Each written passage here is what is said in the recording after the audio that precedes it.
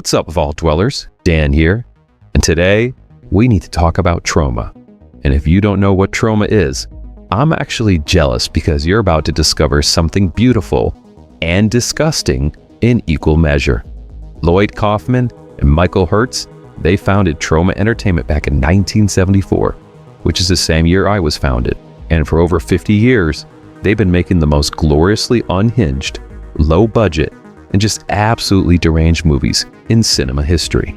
We're talking toxic waste, Shakespeare adaptations with penis monsters, and more fake blood than your local blood bank. These aren't just bad movies. These are bad movies that know exactly what they're doing. Today, I'm ranking 11 Troma films from my collection. Some are stone cold classics, some are glorious disasters, but all of them, they're experiences you're never gonna forget.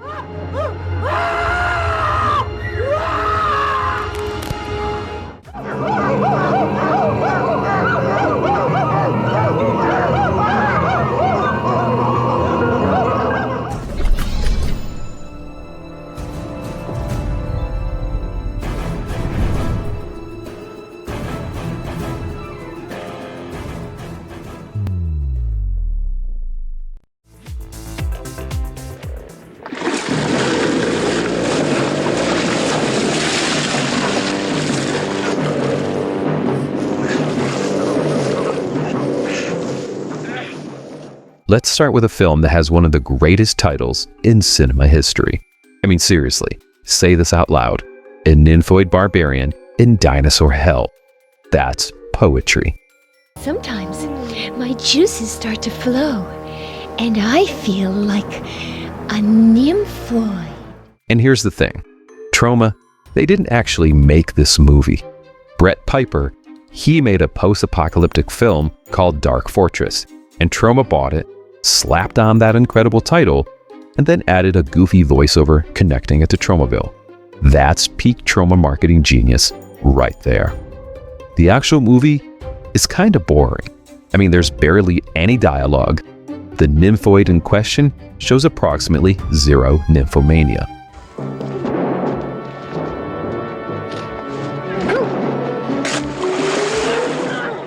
But here's what I appreciate. Brett Piper's stop-motion dinosaurs, they're legit impressive for a micro-budget film.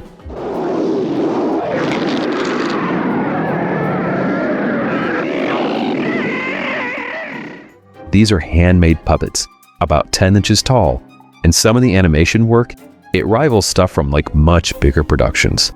The Tromosaurus, with its styrofoam jaws, it has real personality.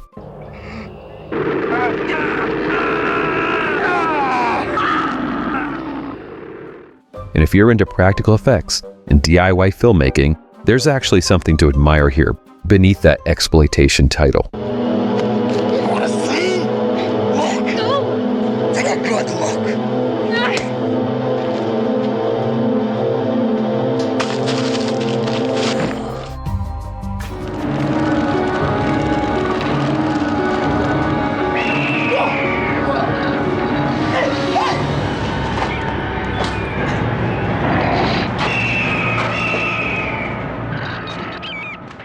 Killer bugs terrorizing an exterminator. On paper, that sounds like it could be a fun creature feature, right? Well, it's actually not. Oh my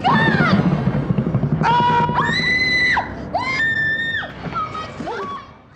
Bugged is one of those Troma acquisitions where you can tell they grabbed it because they needed inventory, not because it was a good movie. The bugs look super cheap, even by Troma standards. Look, there's even more of them out here! Where the hell are they coming from? They surrounded the house! Man, this is crazy! They get us trapped. The acting is community theater level. I will say the lead actor, he commits fully to the increasingly ridiculous situations, and that kind of dedication, it deserves some respect.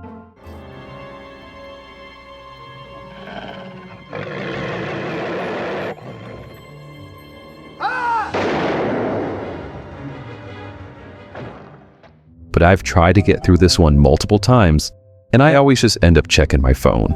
Look, I love schlock. I live for schlock.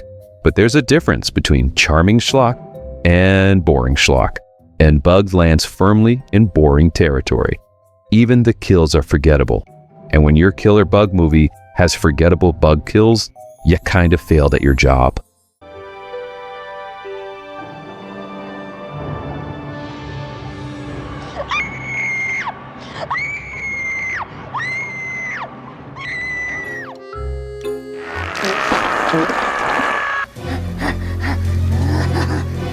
Look at it. It's warm and it's wet and it's for you. You're gonna die. Oh boy, man, this one, it has a story. You suck as a director. Everybody thinks so. And honestly, the behind-the-scenes drama for this is more entertaining than most movies. All right, Troma spent $250,000 on a horror anthology, but the producer bailed halfway through.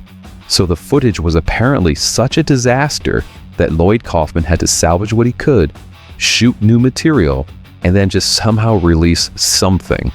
The results? It's Tales from the Crapper. Please enjoy Tales from the Crapper, now in glorious Boner Vision. Brought to you by the fine folks at the MPAA. Literally named after where this production belongs. That's why I kinda love it anyways. It's honest about being a disaster. Lloyd appears throughout the movie, just breaking the fourth wall to acknowledge what went wrong. Maybe your protagonist could be, say, a gorgeous lesbian art student with an insatiable yearning for sexual gratification. I'm a gorgeous lesbian art student with an insatiable yearning for sexual gratification. There's just something weirdly endearing about a movie that refuses to pretend it's not falling apart. It's like watching a magic trick where the magician shows you how everything went wrong. And that transparency, it becomes its own entertainment. Well, we've reached the conclusion to our merriment, Tales from the Crapper. And I'll tell you that in the annals of history, there has never been a motion picture like Tales from the Crapper. And what more fitting a location for the climactic ending of Tales from the Crapper, but...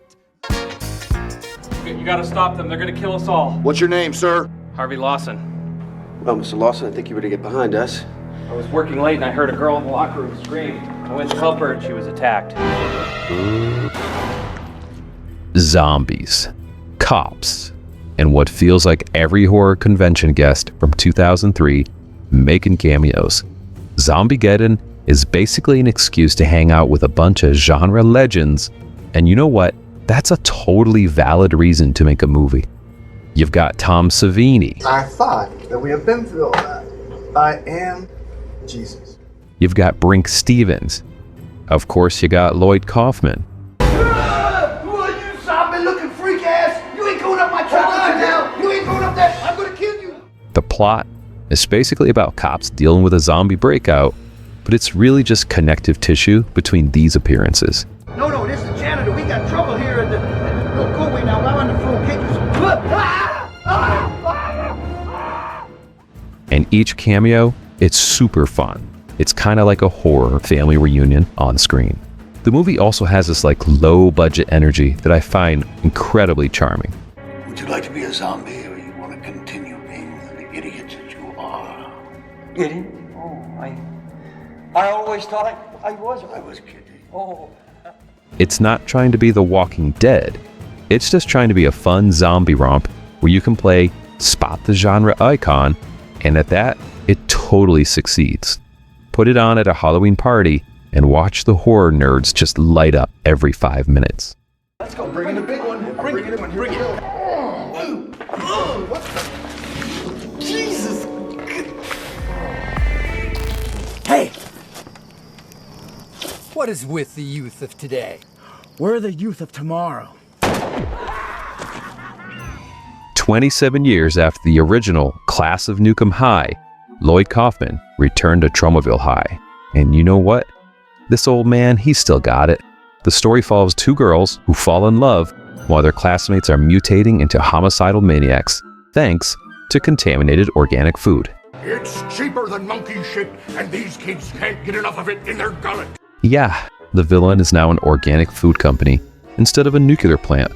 Troma, they're just trying to stay relevant, by skewering new targets. OMG, this picture will totally get me at least 6 more followers on Instagram. This is so going on my blog. The young ladies, they bring real chemistry to the romance amidst all the stupid chaos.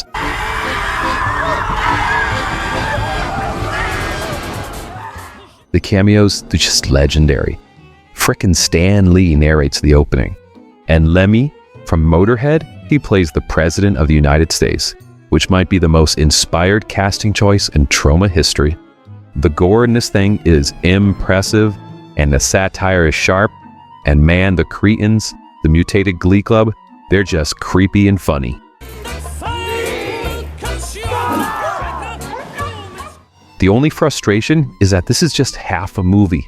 They split it into 2 volumes, so it just stops. But what's here is proof that Lloyd Kaufman, at 70 years old, he could still deliver the goods. Don't worry, it's just another school shooting. CNN won't even cover them anymore. Now don't forget to tell Mom and Dad what a terrific time you've had so that you can all come back next year to be further enriched and we can all make more money. Friends. Before Toxic Avenger and before Nuke High, Troma, they actually made sex comedies. And the first turn on, it's the last of the best of that era. The act of sexual intercourse, the coupling of 2 organisms, is the most important and obviously essential one in the life cycle of the species. And it features a very young Vincent D'Onofrio in his film debut. Funny cigarettes, frogs. What are you trying to tell me? Well, they're lost, and they're not coming back. The setup is basically teenagers, they get trapped in a cave and pass the time by sharing stories about their first sexual experiences. Yeah, I bet you never even got laid, stub. Hey, listen, I wouldn't want to bore you with the details. Besides, you wouldn't understand half of it anyway. And don't call me Stub. My name is Stud. It's basically a framed story for a series of increasingly ridiculous flashback segments, each just trying to outdo the last in absurdity. Is this movie juvenile? Oh yeah, it's absolutely juvenile. Is it offensive by modern standards? Yeah, it actually is. These early Troma comedies, though, they do have an innocence to them. They were just trying to make you laugh with the dumbest possible jokes, and still while showing some skin. Oh, another thing, Madonna, she auditioned for this and didn't get the part. Could you imagine that alternate timeline? Well, what if he tries to kiss me? There are 2 kinds of kisses. The dry kiss and the wet kiss. This is a dry kiss. Now this is the wet kiss. Stick out your tongue like me. Hey, Grandma!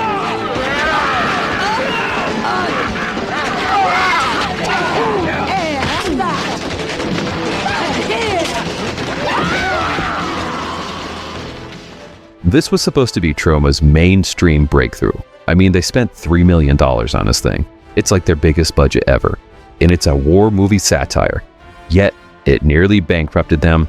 But if you watch this thing now, you can see exactly what they were swinging for. Alright, so here's the story.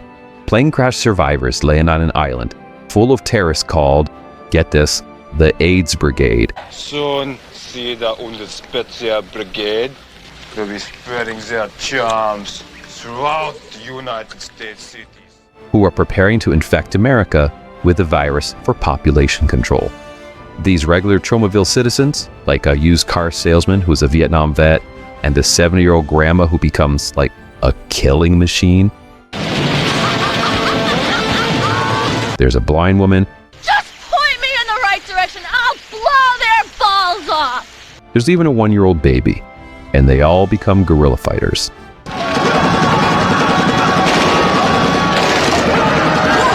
It's Troma's take on the Rambo era, pushing every action movie cliche to its logical extreme.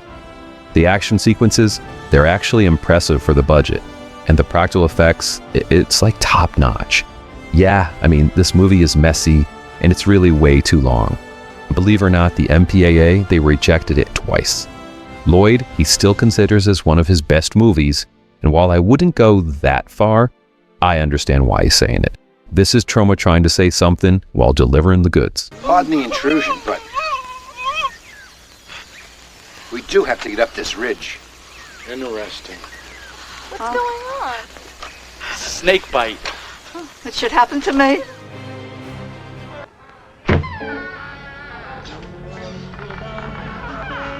Dad. Tromeo! Tromeo! Wherefore art thou, Tromeo? James Gunn. Yeah, you know, that James Gunn, the Guardians of the Galaxy guy, he wrote this screenplay for $150. And I'm going to tell you what, it absolutely rips. This is Romeo and Juliet set in modern Manhattan with body piercing, kinky sex, some penis monsters, a little bit of incest, and Lemmy from Motorhead narrating in place of the chorus. Will Keenan and Jane Jensen play our star-crossed lovers from feuding families, and their romance is somehow like sweet despite all the depravity surrounding it.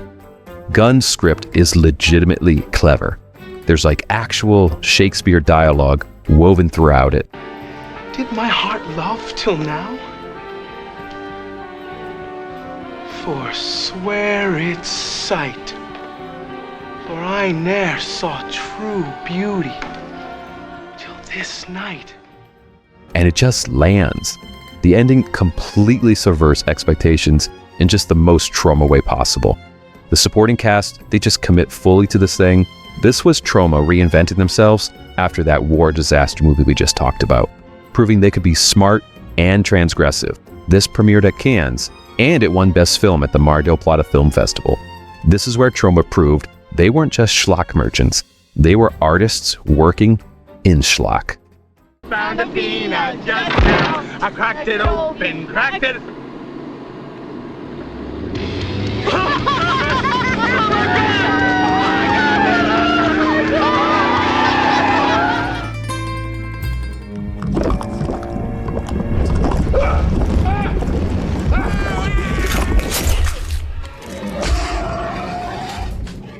Alright, hold on to your seats with this one. This is about a fast food restaurant built on a Native American burial ground, and it gets attacked by zombie chicken demons.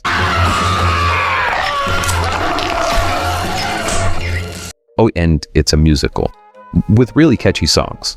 I mean, you're going to be humming these things for days. Mr. Chicken, have compassion! Before our bones you start mashing, can't you see that we're in love? Sorry, I don't give a fuck! We just came to clock shit! Lloyd Kaufman funded this partially out of his retirement savings. We are so lucky that he did. His wife Patricia and him dipped into their personal funds, and they shot this in an abandoned McDonald's with hundreds of unpaid volunteers who answer from Craigslist ads. And somehow, against all the odds, they created maybe the purest expression of Troma's philosophy ever committed to film. Poultrygeist offends everyone. Liberals, conservatives, fast food lovers, vegetarians, Native Americans, Muslims, lesbians. I mean, nobody escapes Kaufman's equal opportunity offensiveness. Oh, well, you know it, baby! Now eat my meat, you vegan whore! The music numbers, I mean, they're actually catchy. But the gore, it is astounding in this film. There's a scene involving a bathroom that I can't even describe to you and maintain monetization for this channel. I'm skinny! I'm skinny! Yip, yip, yahoo! Hey, Jerry! The movie, it's exhausting and disgusting, but absolutely hilarious. It's just 103 minutes of Troma at maximum intensity. If you can only watch one Troma film ever, you should probably make it this one. But maybe don't eat anything beforehand. I swear sometimes I get so angry I just want to explode!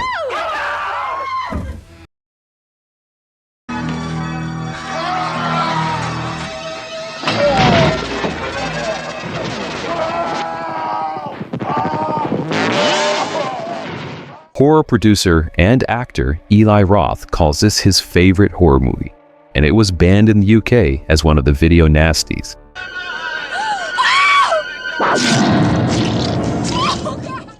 It was directed by Lloyd Kaufman's brother Charles, making it a family affair that produced one of the best horror films of the whole 80s.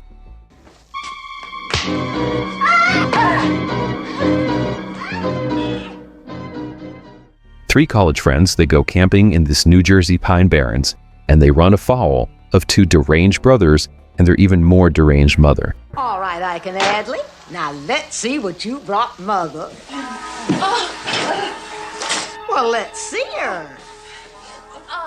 And what follows is something like Last House on the Left meets Texas Chainsaw Massacre, but with Troma's signature dark comedy undercutting all the horror. I saw one of her hands free over there. That was Adley's fault. That was Adley's fault. That was your fault. This isn't played purely for laughs like most Troma fare. The horror actually works in this thing.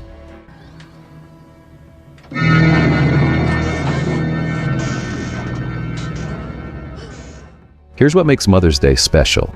It's actually a good film. I mean, not good for Troma good, but like a good film. The performances, they work, and the tension, it's built properly. Oh my God! What is this? No! You let me be! You let me be! I'm a sick woman! Don't hurt me! The revenge sequence is so satisfying, and the satire of American consumerism and TV culture, it's surprisingly pointed. This feels like a real movie that happens to have Troma's fingerprints on it. The brothers treat murder and torture like presenting Christmas gifts to their mom. Can she spend the night with us, Mom? You know, stuff like that. It's just deeply uncomfortable and weirdly funny at the same time. What happened to your girlfriend? She ain't feeling so good this morning, Ma. There was a 2010 remake with Rebecca De Mornay, which proves this premise has legs. But the original, it remains the nastier and more effective version. You're a real pretty girl. Don't touch me, you sadistic motherfucker!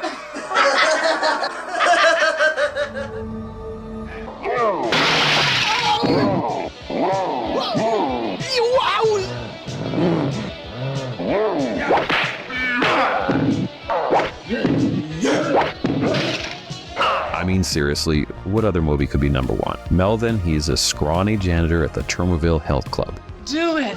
Do what? Do it, Melvin! Do it! Do it! And these bullies, they trick him into wearing a pink tutu and eventually chase him until he falls out a window into a barrel of toxic waste.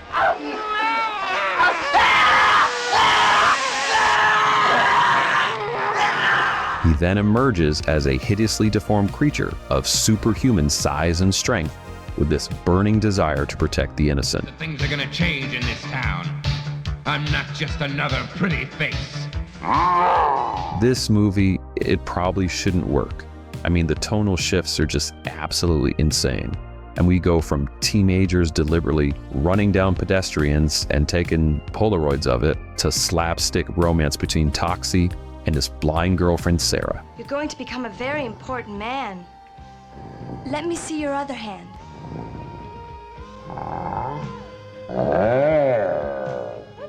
Oops. The acting ranges from terrible to just somehow perfect for what this is. The effects, they're super cheap, and this movie, it does work beautifully.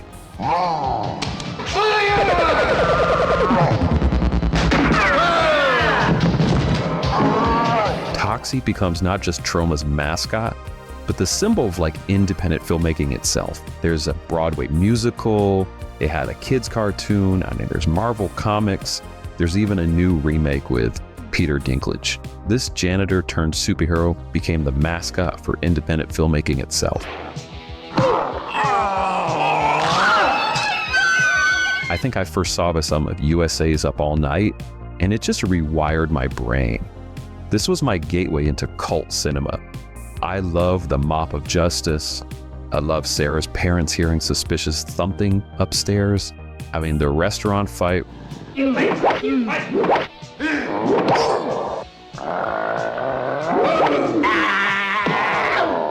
This movie taught me that the film, it doesn't have to follow rules, that something can be trashy and transcendent at the same time.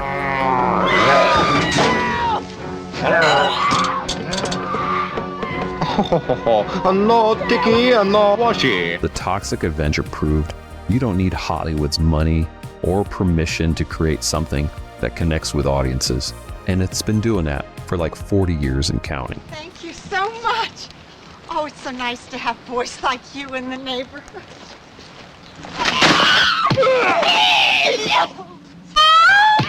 Lloyd Kaufman has been doing his thing for like 50 years, and he's proven that passion beats budget, that weird beats safe, and that there's an audience for movies Hollywood they generally wouldn't touch. Is Troma for everyone? No, absolutely not. But for those of us who found our way to Tromaville, there's just nothing else quite like it, and that's worth celebrating. Hey, do me a favor. Now tell me your favorite Troma rankings in the comments, and keep it weird, folks. I kill myself so that democracy can survive. May Allah bless America. Die, motherfuckers! And obviously essential one in the life cycle of the species. What the hell did she just say? She's trying to tell us she never bobbed on a man before.